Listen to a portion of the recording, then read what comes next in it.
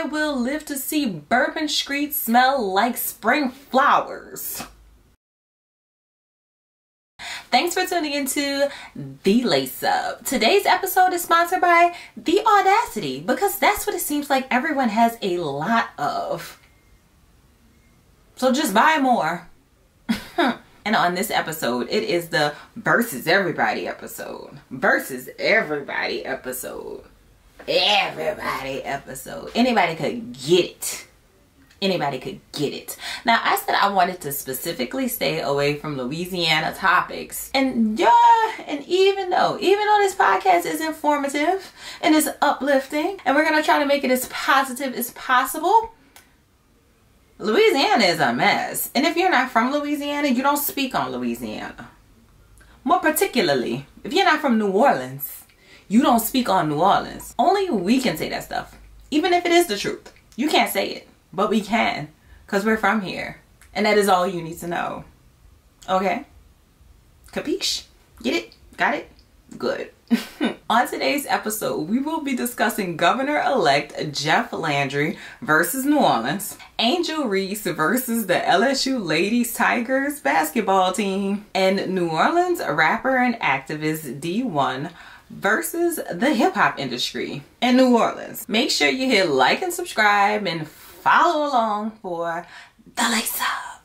To commence this show, Jeff Landry versus New Orleans.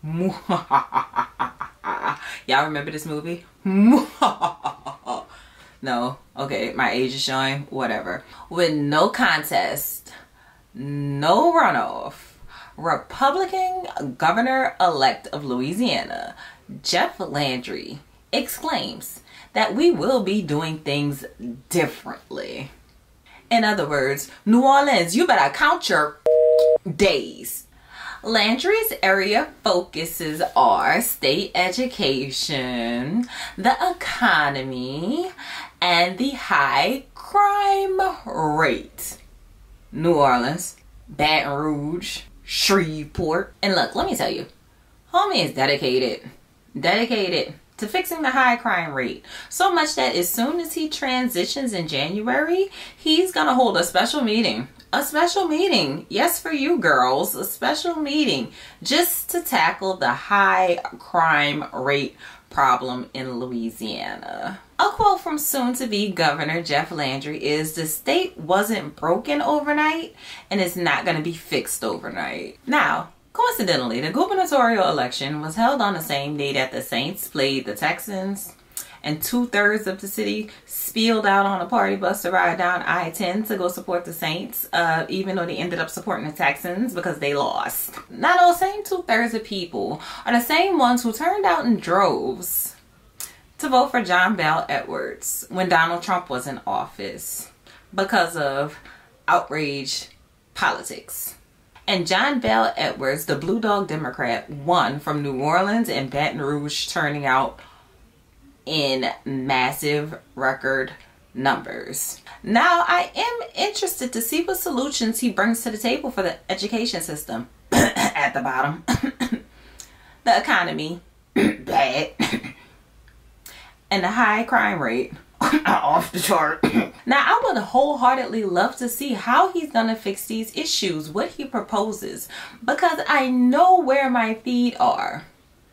And I wholeheartedly love my city.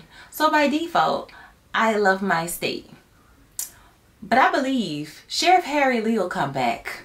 I will see a Rougarou on a corner at a red light panhandling. I will live to see Bourbon Street smell like spring flowers before any of that gets fixed. Louisiana is just the illiterate version of Florida. And I mean that with so much love. Sincerely, and has been corrupt since Napoleon swindled it from Spain and sold it off for money to fight another war. I knew that because I read. Louisiana was founded on shiesty scamming, and it's gonna fall on it also. But I would love to have a conversation with Governor-elect Jeff Landry to see what he plans on doing. I'm all about co-opting if we're gonna get it right. If we're gonna get it right. God bless America. God bless Louisiana and nowhere else. Moving on, God could also bless any mess in the bayou. And LSU's women's basketball needs a housekeeper at this point. From what us needy little people from the outside see, is that this is Angel Reese versus everybody. I would like to emphasize that everything going on is speculation. We don't know. You don't know. Everyone's just assuming what it is. Nobody really knows. But it's entertainment to you all, not to the involved parties. So remember that. With star players Angel and Flo J's mama getting into it, using a cell phone screens like ammo, Kim Mulkey being the true Louisiana OG thug that she is, responding to the media with this. You want me to explain why? It's very obvious Angel is not in uniform. Angel is a part of this basketball team, and we hope we see her sooner than later. Does that mean it was her decision? I'm not going to answer anymore. That's it. That's all y'all need to know. Now, what I did also recognize is that Angel was the breakout star of the team. Follow me. She had the looks, she had the personality, she had the whole markability factor to her. Okay, so she ended up being the poster girl for LSU women's basketball after they won tons of brand deals, the NIL deal. So of course, homegirl was on top of the world and is on top of the world. And being so young with all that money and having all those eyes on you can be extremely, extremely dangerous. Lil Flo J, also a superstar, she be rapping her little butt off and she gonna get hers in due time. 9 times out of 10 what's going on is none of our business. They are still babies. They're in college. I'm not gonna say they don't know anything, because they do know things. It's just that their prefrontal cortex isn't developed until they're 28. And from what I see by street observations, sometimes it just never grows in. It never fills out. The Saturn return doesn't return. It just decides to walk off. I'm not saying that anybody is right or wrong in this situation. I'm just saying, let them girls beef in peace. Please. They probably 19, 20, 21. You know what you were doing when you were 19, 20, 21. So stop the foolishness. But I feel like they my little cousins or something. I have faith in them. And I feel like Angel could pull a Shikari. And Flo J is going to get a song on the Billboard. You know, we just have to wait for it. I have faith in you girls. So much faith in you. But tell y'all mama stop beefing online. Please. Just let them know. That's not what's up. I know you want to defend your cub. I know mama lying. You want to defend your cub. But let them girls beef in peace. They're still young. Okay? Let them beef in peace. Now this is a hot beef po' boy on French Fully Dressed. New Orleans rapper D1 versus the entire hip-hop industry versus half of his hometown. Activist and rapper D1 called out some rappers, those rappers being Rick Ross, Meek Mill, and Jim Jones, about the genocide rap that they produce that fuels the hood. This right here was D1's message. I love you too much. I love you too much to not be honest with you. Rick Ross, you could do better, brother. Meek Mill, you could do better, brother. I love you too much not to be honest with you. Are you the face of prison reform? Cause are you the face of prison reform? Or are you sitting here on your new song with Ross talking about getting somebody murked and shot at the red light? Which one is it, bro? Which one is it, bro? Cause I did a shoe giveaway in my city and gave out 1,300 pairs of your shoes because they said reform underneath them. And I love that you partnered with a major shoe company and you out here pushing prison reform. But now I got to sit here like, man, this man glorifying getting people killed as of a week ago. Like, what are you doing, bro? Lil Snoop really got killed. That broke your heart. You wear him around your neck. Why are you glorifying the same thing when my best friend got killed? When Carl got killed, New Orleans know who I'm talking about. When Carl got killed, and I had to go to his funeral and read the eulogy and be part of the funeral. And I got back in my car, Sway, after the funeral, and I turned on my music, and I realized I'm listening to music that's glorifying the same stuff that just happened to my best friend. It gave me chills. And these were those rappers' responses. Mill, you could do better. Jim Jones, you could do better. Rick Raw, you could do better. I gotta see you do better. Wait. Little man, whoever you is, until you feed the kids where you from for 20 years straight, don't question Rose. Wait until you buy 10,000 bikes, 10,000 trikes. Give all the young girls who pregnant Pampers for Christmas for 20 years straight. Don't question boss.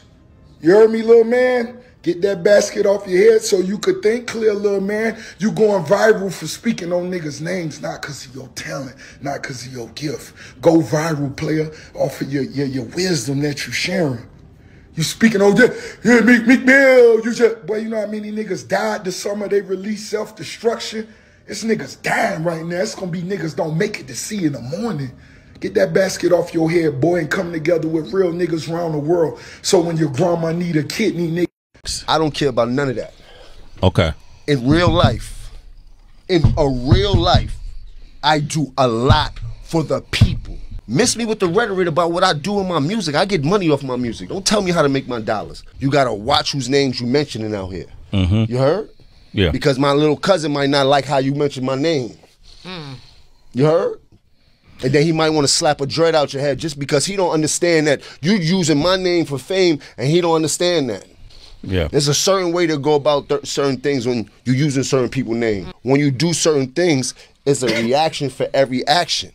What's the best way? It's out now. It ain't no best way to have a conversation. He got to see me when he see me now. Okay. You heard? If he reached out, he had the chance. He could have reached out. That avenue of talking to me is out. That's out. You heard? I had the same conversation with Farrakhan. How did that go? He summoned me for saying his name. Oh, okay. Yeah. You did? Yeah. If you know now what you're talking about, young man, let me school you to what you're doing. Well, yeah, it is music. So in a bit of music, you do get, you get what you get. You heard? But we still in the entertainment business. But miss me with the bullshit. You heard? When you see me, keep your hand down. You heard? Where you from? New Orleans? Don't play with me like that. People from New Orleans already called me. You heard? You preacher, get out of here. I'm told too. What was that, King? He told? Yeah, he told. So we ain't gonna get into that. I just no, want to heat him up. Will you snap on him? Yeah, of course. No. Look like you sell incense all day. We got other things we could go. But listen, I'll say this. He look like he sell chew sticks on 2/5 by the 4 train. Come on, let's not do that. Come on, Jim. No, but listen, what I'm saying is, I'm glad you addressed it. Bro, he's not. Bro, let's not even talk about him. I don't even know him. Let's move on. I don't really care about him. He's a figment of my imagination. Well, let me say this. I've seen people reprimanded for less. I promise you. Yeah, that. Niggas will wrinkle your shirt for way less than that. Yeah. I will say he's been putting in work for years. Yeah. And he's been all over the country. He didn't work obviously not working for him because he's using other people's name. If he was doing something from his heart, he shouldn't use nobody else's name if you've been outside doing that work. That's it. I don't want to go back and forth. I just want y'all to know he's done work. He does work in a different area. All right, keep doing work. You heard? Okay. Leave me out of that. You heard? I promise you, leave me out of that. I'm scared for anybody that bothers me. I don't want no problem. I don't want no drama. I don't want you to mention my name because I don't want no drama. I don't want to get attitude because you mentioned my name for no reason. I don't even want to get into that. Okay. Yo, no, I start glitching this shit like that. You heard? You got me very upset about this, bro. Let me know what you do besides preaching to the people, bro. You heard? When you want to do something positive and do something for the people instead of talking, holla. Personally, I believe D1 is brave. He's very brave for stating anything of the sort because it's true. And we have his haters being loud, and we have his supporters standing 10 toes down behind him in his statements. Lines have been drawn in the sand. However, I think a vast majority of the people that heard that message and pushed back against it are either church hurt or hopeless, or a combination of both, which is understandable with society today. So when they hear a message like this with Christian overtones to it, despite the fact that it's real life, they tend to push back even harder to the message. That's hurt there. That's hurt. Unfortunately, this situation spiraled. I believe that D1 does have the protection of God, but that industry is something serious. Okay, I know. First-hand experience. Seen it with my own two little eyes. They don't open up too big, but I seen it. And the fact of the matter is, they felt like they could play with him. Okay?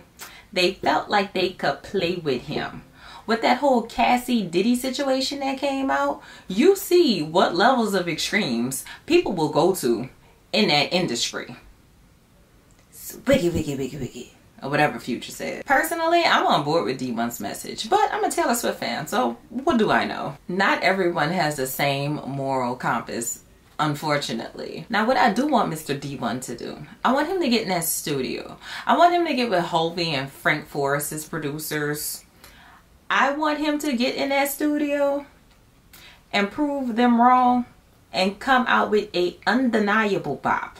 Not a bop, a undeniable bop in 2024.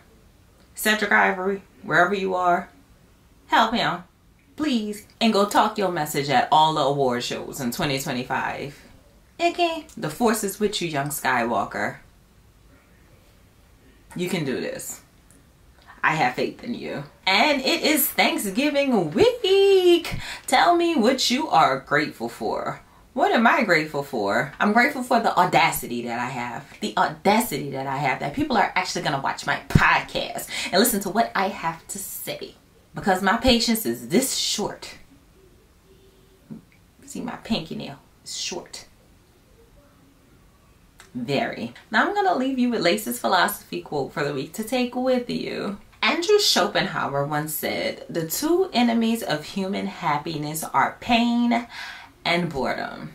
So get your ass up and go do something constructive. Thanks for tuning into the Layce Up. I'll see y'all next week.